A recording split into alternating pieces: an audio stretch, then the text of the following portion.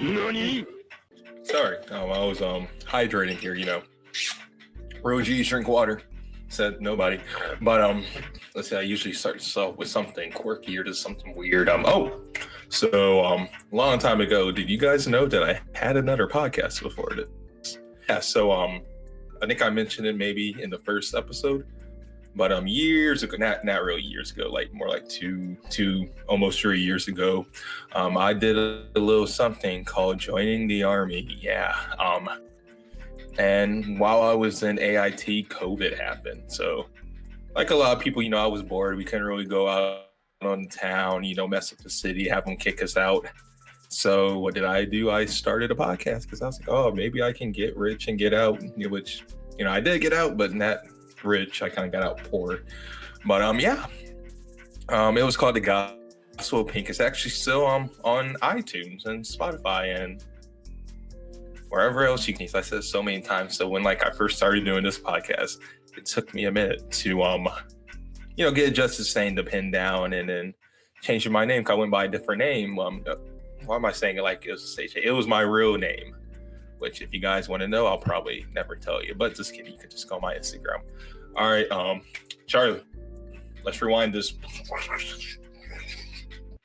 Ladies and gentlemen, welcome to the greatest podcast, not only in America. Welcome to the greatest podcast, not only in the world. Ladies and gentlemen, this is the greatest podcast in the universe. I'm your host with the most charisma to boast. I am your host, Des, and this is the Pin-Down.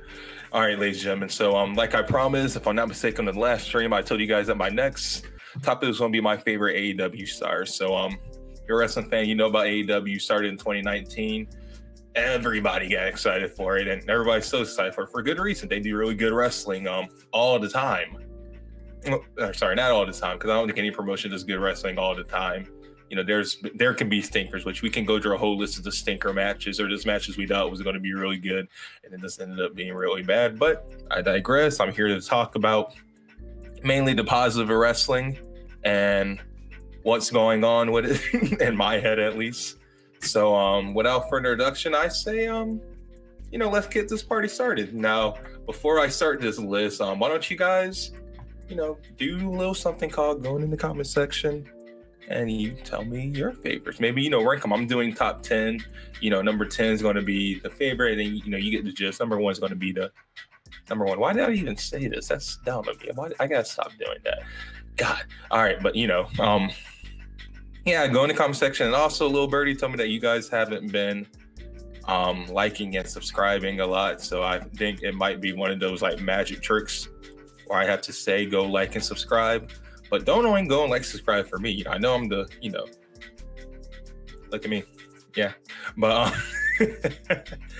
like and subscribe for the other people on the channel because they do really good content. And pretty much anything you want to know or talk about, they're here. You got this so much good stuff that you can just take a gander at. So please like, subscribe, and comment so I can make money and get a better setup than this. Not throwing any jobs, but gotta eat.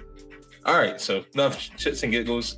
Let's go. So number 1, we have Willow Nightingale. So why did I say number 1? I meant to say number 10. Sorry, no offense to Willow. She's great, but for my list, she's number 10. So let's talk about Willow Nightingale. So I think she's very promising. So I didn't know too much about her until Ring of Honor, if I'm not mistaken. And then she came over to AEW program.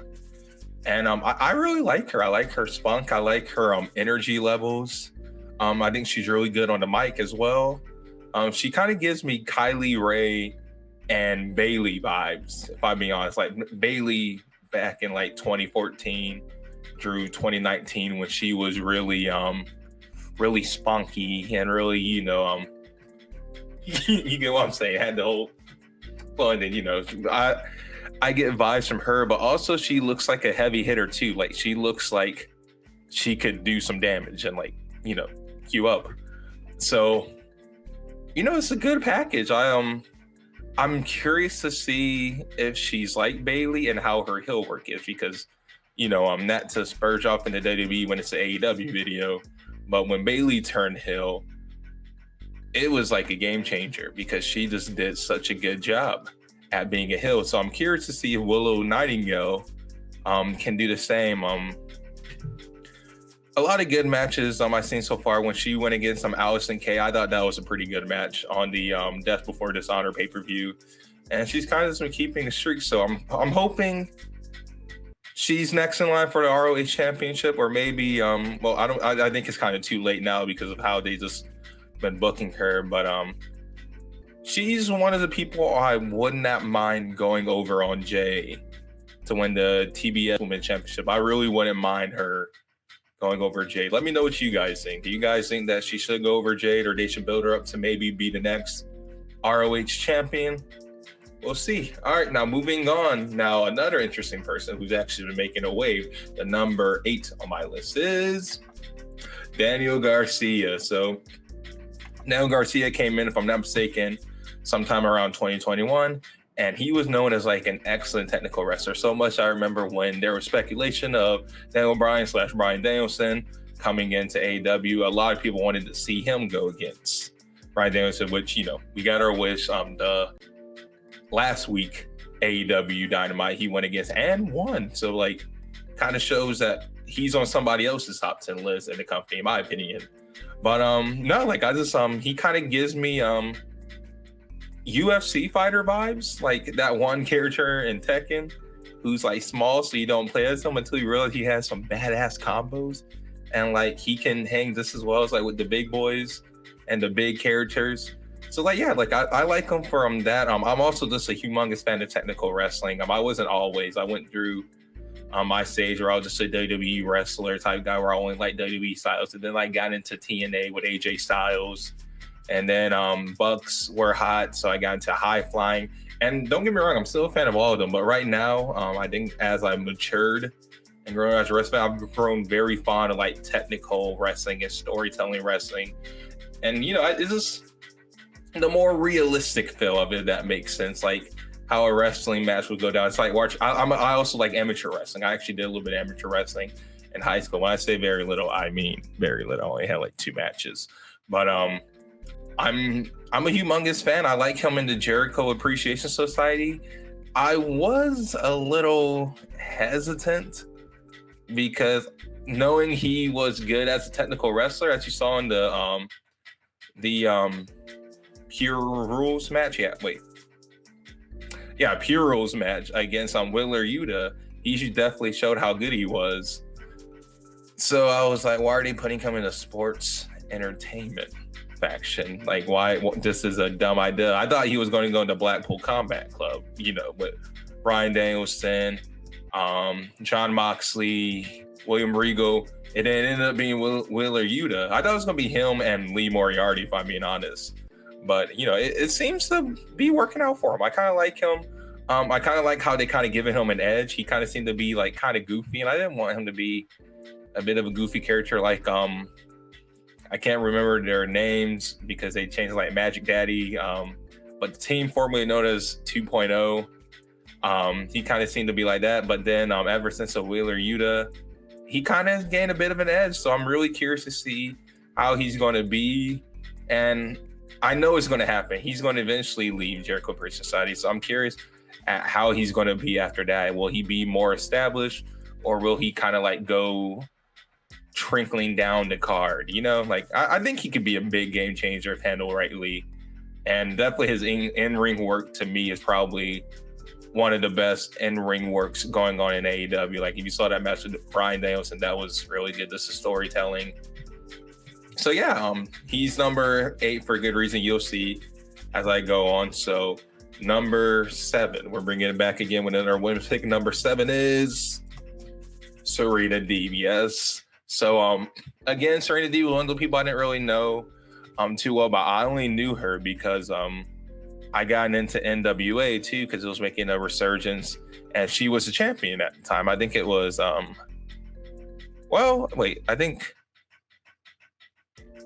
she was a champion at the time, and then, you know, she dropped it to Thunder Rosa in 2020 on AEW, and I'm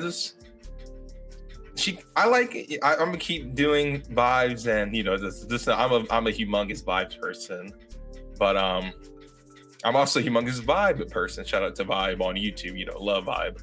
But like I like her old fashioned. She's a veteran. It seems like the story they do with her is like a lot of people think she's kind of past her prime. They're kind of like not putting respect on her name, and she's just retaliating with, you gonna put some respect on my name, like very like very mother vibes. I'm not trying to call her old. I don't even know her age, but like, very like, she's like, all you bitches are my daughters, like kind of like Nicki Minaj when she, around that time when all these new female rappers coming out, and she had to re-educate them, let them know that she'd been here for a minute and that she ain't going anywhere anytime soon. Love her wrestling style. I'm not gonna lie, maybe this is just me. She should have had a belt by now.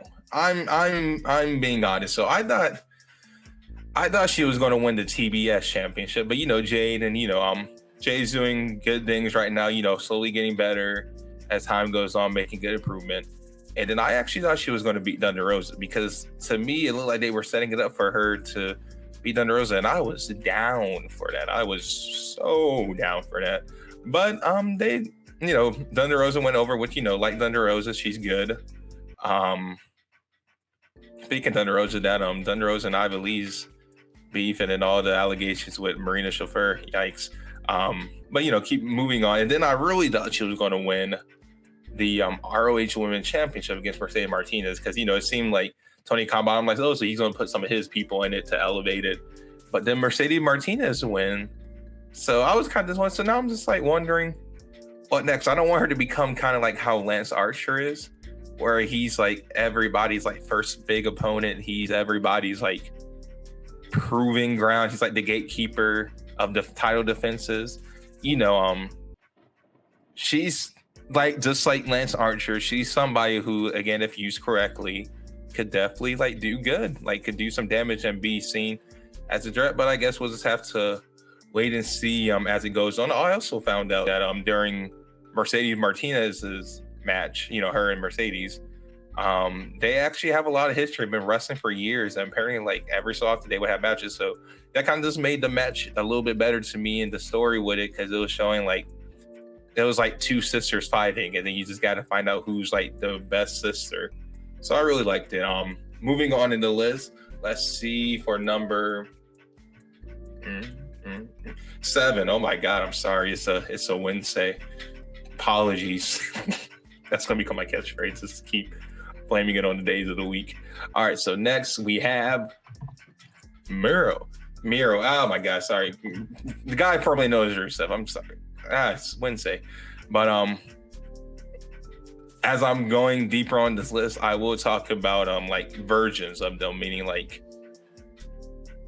which version of them I preferred, or like which era of AEW, I guess. So for I remember when he first came in, like everybody, I had my doubts. And, I wasn't on Twitter talking about, oh my God, they buried Rusev. Oh my God, how could they do this to Rusev? He deserves so much more. Because he came in as like the best man. He was like Kip Sabian's best man. He was like a big gaming person, which like he is a big gaming person in real life. So that was kind of dope. But I was like, bro, Rusev could be a monster. Like, because like dude is good. Like he had a bunch of potential with Rusev Day and WWE. But, he just never, I think the furthest he got was the United States Championship. And I don't even think he won any other belts. I was about to say tag team, but I don't think he won any tag team. But yeah, so I was kind of disappointed. But then he turned on Kip Sabian, and then he became the Redeemer and won the TNT title against Darby Allin. And I really liked him then. I still like him, but I really liked him then, because like the promos he would do in the dark room, he have the belts, he'll be sitting in the chair, talking about the Bible, quoting Deuteronomy, Psalms, all of them. Dude was just really good. Like one of my favorite promos by him that I can remember is he did a promo to Brian Pillman, and if I'm not mistaken, I don't want to get it wrong and make it sound lame like people do with comedian jokes, but he said, Brian, like the worst thing you ever thought of was attacking me. The stupidest thing you ever did was doing it. And like how he said it, he sounded like a mob boss. I remember hearing that comment, but they're like, he sounds like a mob boss. And I think the Redeemer gimmick really suits him well. And I definitely think it could be something that could be like a long term. I kind of see them adding layers to it. Like he came back, like during, if I'm not mistaken, before he left, and when he came back, it was asking like, "My God, why did you forsaken me?" And am I the only one that's kind of waiting to see if Lana comes to join him? We could talk about her in-ring work. That could be a whole another topic and discussion video. But I feel like she would fit in really well. Like, just don't make her, Lana the Russian, but like, make her, and she could be like the high priestess, or like, the person like she, kind of like she put the gold medal on him in WWE. She could put like a crucifix, or she can anoint him like before every match. I think she would work with that. And then she also has acting chops, so I feel like that would definitely make it better. And so we'll have to see. Put down in the comment section, you think that we'll see Lana in AEW? I don't think it will be. I don't think it'll be long until we see her. But that's just me being optimistic and wanting my fantasy bookings done to my liking. But I'm not going to bitch about it on Twitter like a lot of people do. All right, so next we got 10, 9, 8. We got number 6. Yay. So number 6, we have my man, Power Mother Hobbs. So Powerhouse Hobbs, he came in 2020 during the COVID era of AEW, and he kind of seemed like your muscly, big man, kind of like Ron Simmons. Not Ron Simmons. What's his name? He fought Ron Simmons a lot, like in 97, 98. Farouk. Oh, Ahmed Johnson. He kind of gave me Ahmed Johnson vibes. So I was curious from the get go because I know a lot of controversy with Ahmed Johnson, but I kind of liked him. I enjoyed him, for the surface level, that is. Not so much for like all the stuff that people had to say about him in the controversies and all that and what he did. But so he came in, he was with Cody, and then he turned heel and joined Team Taz. And then he changed his name from Will Hobbs to Powerhouse Hobbs. And he has a lot to care about, to where he feels like the name Powerhouse Hobbs really did a lot with his career and made him better. So I 100% dig that change as well, being a fan. And also I kind of just like he does, like he talked about like a growl, like kind of like not a growl, but like a smolder of sorts. He does. And I really like that. And he was talking like he's been doing that for years. And like he looks like one of those, like he looks like that football player that you went to high school with, that like no one wanted to fight, no one wanted to with, no one wanted to really, drill hands with. He just seems like that guy that like this that eats dudes like me for breakfast and then save me for, a pre-workout snack. Like, dude is, let me put this picture up there again. I mean, look at this son of a bitch. This dude is massive. Like, jeez, like, dude. Insane goals for, gym, powerhouse. Sorry, good. Whatever, just contact me, Lost King of 99 Twitter, contact me. Let me know if I'm big or not. I want to be big. But I think he's somebody. I know CM Punk gave him a lot of praises. He gave him and Darby Allin and a couple other people, but he's definitely somebody I can see, especially after his I guess double heel turn, like he doubled down on it and attacked Ricky Starks, which one I did not see that coming at all. I really did not see that coming. He just, I really liked showing an even more aggressive side now, and I'm curious to hear why he turned on Ricky. And I'm even curious to see their matches. I really loved them as a tag team. I'm not going to lie, AEW, listen to me. You should have made them the tag team champions at the last pay-per-view. That whole match, you really should have. And then hear me down again, I'm going to down on it. You really should have made them tag team champions in that match with the Young Bucks and Swerve in Our Glory. Don't get me wrong, I like Swerve in Our Glory. I love Keith Lee. I love Swerve Strickland. I love their tag team. I'm happy that they won it. But come on. Powerhouse Hobbs, Ricky Starks, gold. and you could take that shit to the bank. That's gold. But I digress. It's not my company. I don't make the rules. So, it is what it is. So I'm just going to stop saying number because I keep having to look at the screen and count like I'm a toddler.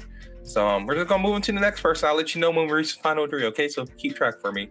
Next one, we have Kenny Omega. Kenny Omega, man. Isn't he like everybody's like favorite person? I know what you're thinking. I know you're probably expecting him to be like in my top 3, like possibly my number 1 or number 2, but you'll kind of see what kind of person I am. Just remember when I said a couple videos back. But Kenny Omega, dude, just really good. Arguably the best wrestler in AEW, and even for a lot of people, he's arguably the best wrestler in the world. And in my book, I don't think he's the best wrestler currently going. Not trying to start any animosity, not trying to tell people they're dumb. You are entitled to your opinions. Your opinions is what makes you human. But Kenny Omega is good. And remember how I said I was going to talk about like what stages in their AEW that I like them. So for Kenny Omega, I really liked them 2019 and through like 2020. I still like them now, but I especially liked them then because the tag team work he was doing with Hangman Page, was excellent in my book. And then not to mention also the John Moxley feud he was doing. And also I just kind of like it. Am I the only one that kind of like a babyface Kenny Omega? At least in AEW. I liked him as a heel in New Japan Pro Wrestling, but it didn't click the same in AEW. Not that he was bad at it. I think he did a good job as champion, but it just didn't click the same. I really loved him as a heel. I first got introduced to the cleaner Kenny Omega. First time I saw him wrestle was on a Ring of Honor show. It was him and the Young Bucks versus God knows who. I can't go that far in my memory back. It was like 2014, 2015 maybe. But love Kenny Omega. I love his moveset. Favorite matches, him versus Bryan Danielson. Great match. Him and Hangman versus the Young Bucks. You can talk about, no, it's just a bunch of, just flips and kicks, whatnot. Dude, just love it. And then also just me, working out wise, just from an athletic standpoint, Kenny Omega probably is the number 1 guy. And then also you find out like the dude wrestled with Vertigo. Like he wrestles as in currently in present tense, wrestles with Vertigo. Man, and then like just hard hitting matches. Like I aspire to one day step in a wrestling ring and wrestle some matches. We'll have to see how my body does. And like Kenny Omega is a person I would not be against wrestling, but I would have to be like, dude, like don't drop me on my neck. Like don't I already wake up with like aches and pains in my neck from just whatever reason. I'd be like, do not drop me on my neck. Like don't do what you do to other people to me. Because like if you drag and suplex me as hard as you did Bryan Danielson and Hangman Page and all the people, like we are fighting. Like you'll go to the back and don't do it, Ken. Don't do it. But Kenny Omega, love you. Can't wait till you get back in the company. Trios hours are here, so you got to be getting close, right? Right? Give me a holler. Let me know. I'm not going to spoil it unless like it gives me good views. Sorry, trying to make a profit. All right, so next, let's go. We have it's Jon Moxley. So Jon Moxley, again, I feel like people might expect him to be more on my list. I kind of tell you why in a little bit as I keep going on. But Jon Moxley, especially 2019, 2020. I think a lot of people like 2019 Jon Moxley because he was just getting out of AEW, not AEW. He just left AEW, and it was like a breath of fresh air, he said, for him. And, we saw like a new Dean Ambrose / Jon Moxley. He was violent and all these things. He was ruthless. He was like Mike Tyson, kind of like, I'll take your heart. I don't give about you. I don't give about your kids at home watching daddy go through glass. Like, dude was just great. And then he became the champion. It was better. I will say I am happy that he's champion now and he's getting the run he deserved with fans. I do like him. One note I will say, like, I guess my only, I don't think caveat is the right word, but I think my only, I'm just gonna go simple problem. Yeah, but I don't even want to say problem.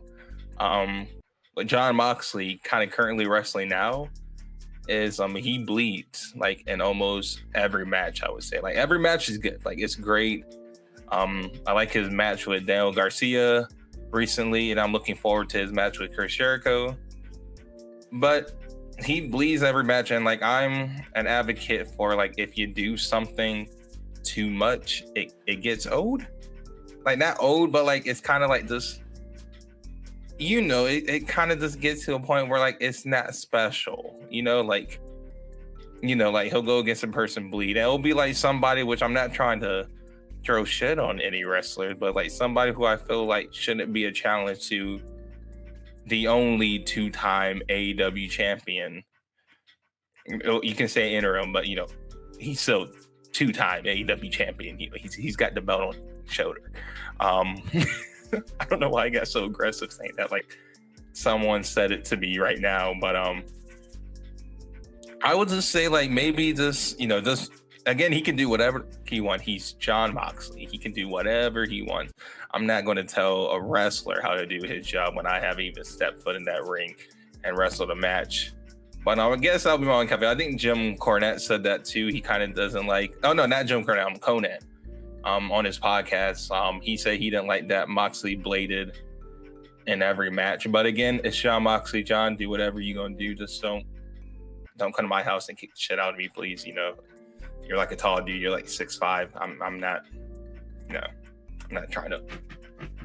I'm not that tall. Sorry to give away my height. Let me know what you think my height is in the comment section. Just curious what you guys think, so I can break your hearts. All right, let's see what we have next. Oh yeah. I feel like this is going to be a lot of people's favorite. Oh my God, I'm sorry to even press it. There we go. Okay, so next up we got Dax Hardwood and Cass Wheeler. So, I know it's a little bit of a cheat code, 2 people in 1 slot, but it's my show. It is what it is. Don't tell me how to do my show when you haven't walked in my room at least once and set up my studio for me, quote unquote studio.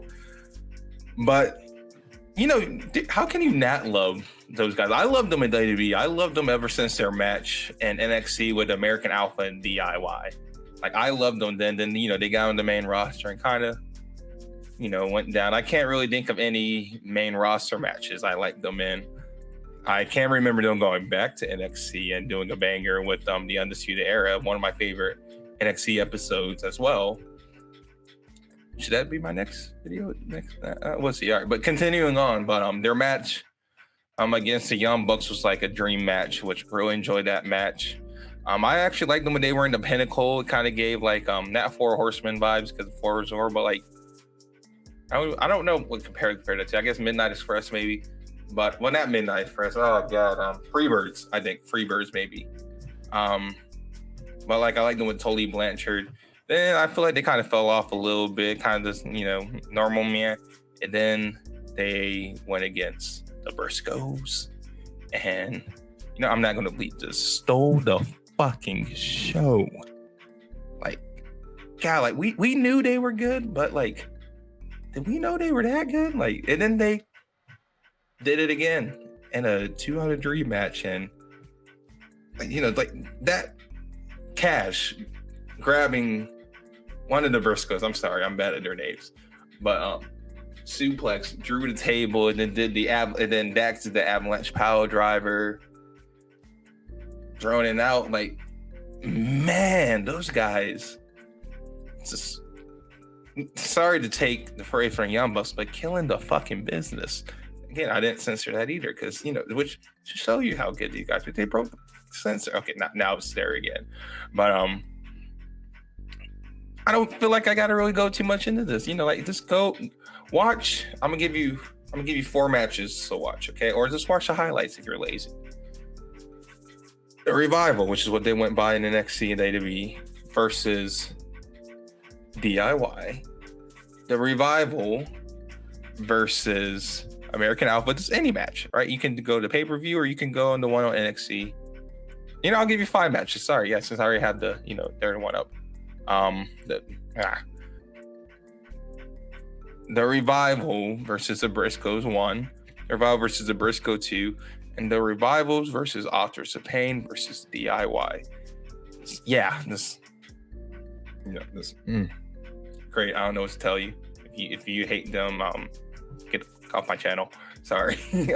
Don't. I need you actually, so don't. Sorry, I take that back. I apologize. You are the fans. Your wish is my command until I make money and I can be ignorant, pompous asshole. All right, so we're down to the final two now. So who do you think are my final two? I gave you kind of a hint, so I feel like you might be able to guess who my number one is. And if you go into the first video, I think you might be able to find out. But I'll give you a water break to guess in the comment section who you think it is.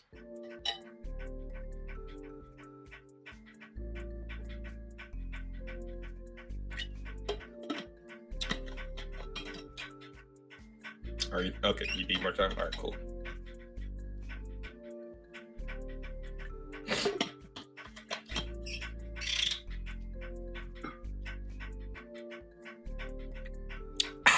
Okay, sorry. All right, enough fooling around. Number two is Hangman Page, Cowboy Shiznick, as Jim Ross would say. Hangman's just, I feel like he's like he probably has the best character currently in AEW. But I loved Hangman for a minute now. I loved him when he was in the Bullet Club.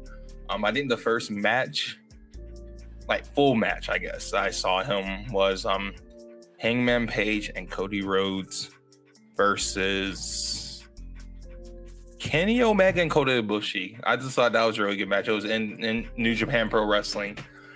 And I went back and watched a lot of his matches since then. I like his build. And then AEW. And I really thought he was going to be the first AEW champion, but I kind of remember the fans turning on him in a sense. And I was like, I feel like they're going to go with Chris Jericho. And then a lot of people were even saying that they should go with Chris Jericho to help build up the company because Chris Jericho is a veteran. You know, he's been in WCW, ECW, WWE, you know. So I kind of expected them to. And then I was curious to see what they were going to do with Hangman. So put him in the tag team Kenny Omega. And I think everybody kind of maybe had a problem with that a little bit. But dude, it worked out. He did great with Kenny Omega. Also, to backtrack, like I said earlier, the pictures 2019 through 2020 Hangman and 2021 and even current day now. Everything Hangman has been my favorite. I really thought he was going to join the Dark Order, and I even think he was going to join the Dark Order until the unfortunate passing of Brody Lee. Rest in peace. Devastated when I heard that. When I read that on Instagram back in 2020. But I feel like he would have done good in the Dark Order as well. I feel like that would have gave him a good more layer to his character. I like his kind of redemption story as going, and like the redemption story is still going because they're teasing him getting back with the Young Bucks, and then I want to see if they tease even him and Kenny Omega. I feel like they're going to bring Kenny Omega back as a face, by the way, and then it's going to be like a Bullet Club reunion. You know, minus Cody, but you know, Cody's doing his thing, so can you really be mad at that? Cody's actually injured now too, so hope you get better, Cody. Can't wait to see you again in WWE. But yeah, like I've been a fan of Hangman for a minute. Hangman's just phenomenal. Him and Bryan Danielson, both matches are my two favorite AEW matches. Number 3 is Bryan Danielson versus Kenny Omega. Wink, wink, nudge, nudge. But dude's just great. I rejoiced when he became champion. If I'm not mistaken, he became champion on my birthday, so that was even better. Full Gear, right? November 13th, 2021. Quote me if I'm wrong. But dude, just Hangman, Cowboy Shiznick for life. Like I love Hangman.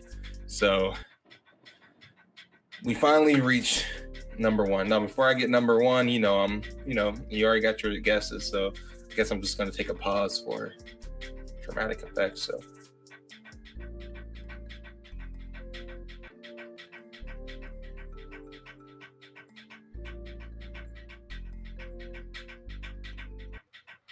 Okay, that's enough of that. So number one, we have the American Dragon, Bryan Danielson. I could really just end it here and go into the end credits right now, but I for the sake of content and talking, I will go into Bryan Danielson is probably arguably the best wrestler currently going in all of professional wrestling, not AEW, not WWE, all professional wrestling. Bryan Danielson has been the man for years when he was ROH and Noah. The wrestling promotion Noah, Pro Wrestling Noah. He's good, and like I said, I kind of gave you the hint, nudge, wink, nudge. When I said my favorite dream matches are Hangman Page versus Bryan Danielson 1, Hangman Page versus Bryan Danielson 2, and Bryan Danielson versus Kenny Omega. All of those have Bryan Danielson. So you tell me, there's a common denominator, but so good. Like even this his I liked how they turned him heel, but they didn't really turn him heel. Like they kind of show like if you go through his history, he kind of gives off that arrogant, I'm better than you. And if you want me to prove it, I'll just kick your head off. It's Bryan Danielson. I cannot censor it. I'm better than you. And if you want me to prove it, I'll kick your fucking head off. Like this. God, it's Bryan Danielson. He's just so good. Everything that man does is gold. Like I'm going to use the old saying, he could wrestle a broom and it'll be a 5-star match and it'll go down like in a lot of people's books. So Bryan Danielson is just good. Glad that he recovered from his injury. I know like all the dirt sheets are saying that he might have to retire, and I was like, oh God, please. I'm like, I'll still everything for his health.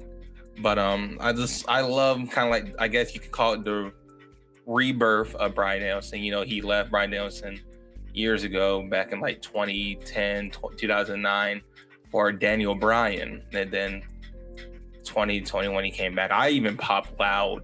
I marked out when his music went off. And then, they pretty much spoiled it because CM Punk said in a promo, when the crowd saying yes, yes, yes.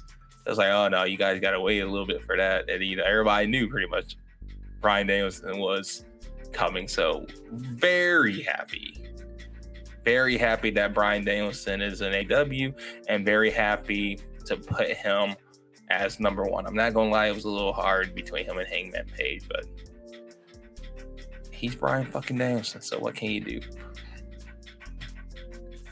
I don't know where I was going. Oh wait, no, yes I do. So, fortunately, ladies and gentlemen, this is the end of the video. If you watched me for this long, thank you so much. We're already at episode 4. Seems like 4 weeks ago I just started this podcast, or 3 weeks ago, maybe. You tell me.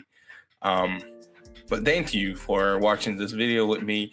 And again, like, subscribe, and comment. Not just on mine, but all my other guys' videos on the channel, guys and gals on this channel. They do really good stuff. I'm proud to be part of Blurred Approved Entertainment. I'm glad that they gave me a slot to entertain you guys and talk about my favorite things, not just AEW, not just WWE, NWA, Impact, just pro wrestling in general. I love the sport. I love all the happiness it brought, and I hope I can give you at least a fraction of that happiness by me just talking and chewing my gum and drinking my bottled water. So thank you so much for watching this. I hope you guys have a blessed morning, evening, and night, and afternoon too, sorry, and dusk, and all those, just have a good day. Just remember you're very special. Remember you are phenomenal. Remember that you are the cream of the crop. Don't let anybody tell you otherwise. So thank you so much for watching this episode of the Gospel Peen Podcast. Now, oh my God, yeah, see, there it goes. Remember I told you it was a little hard. Thank you for watching this episode of the Pin-Down. I'm your host, Desmond Pin. Thank you, and Godspeed.